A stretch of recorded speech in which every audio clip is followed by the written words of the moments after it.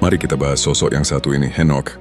Kalau Habel tadi adalah kisah napas yang singkat tapi membekas, Henokh adalah kisah tentang rekor lari rohani yang paling jauh, sampai menembus batas atmosfer surga.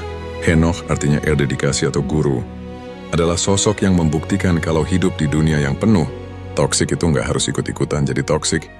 Satu daily walk yang konsisten, jalan bareng yang nggak pernah skip. Bayangkan Henokh hidup di zaman sebelum air bah, di mana orang-orang lagi asyik-asyiknya bikin dosa secara kreatif. Tapi Henokh beda. Alkitab mencatat dia bergaul karib dengan Elohim selama 300 tahun.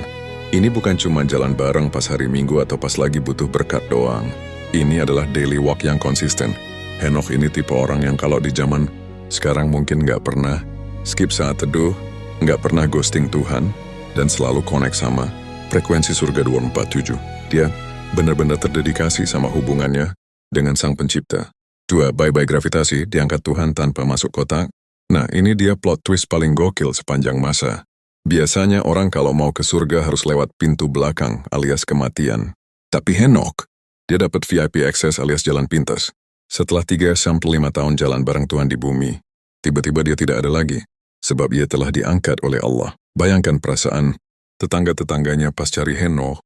Si Henokh mana ya? Tadi kayaknya lagi jalan santai di taman, kok tiba-tiba hilang. Henokh nggak perlu nunggu hari kiamat buat pindah rumah ke surga.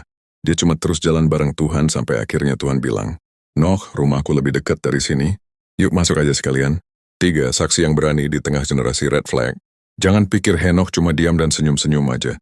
Menurut kitab Yudas, Henokh itu juga seorang pengkhotbah yang keras. Dia memperingatkan orang-orang sezamannya kalau Tuhan bakal datang buat menghakimi kefasikan mereka. Dia adalah oase di tengah padang gurun. Di saat orang lain bangga sama kejahatannya, Henokh bangga sama hubungannya dengan Tuhan. Dia membuktikan kalau jadi orang suci, itu nggak harus membosankan, justru itu adalah petualangan. Paling seru sampai-sampai gravitasi.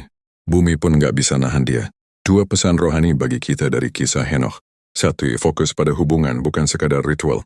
Henokh bergaul karib artinya ada komunikasi 2 arah yang intim. Jangan jadikan imanmu cuma sebagai daftar tugas ke gereja, baca ayat kasih persembahan, tapi jadikan itu sebagai perjalanan harian bareng sahabat sejati. Bangunlah keintiman yang bikin kamu selalu merasa dekat dengan surga. 2. Menjadi berbeda di tengah kerumunan. Henokh hidup di zaman yang rusak parah, tapi dia nggak terpengaruh. Ini pesan buat kita. Jangan biarkan standar dunia yang rendah menurunkan standar imanmu. Kamu bisa tetap glow up secara rohani meskipun lingkungan sekitarmu lagi dark system.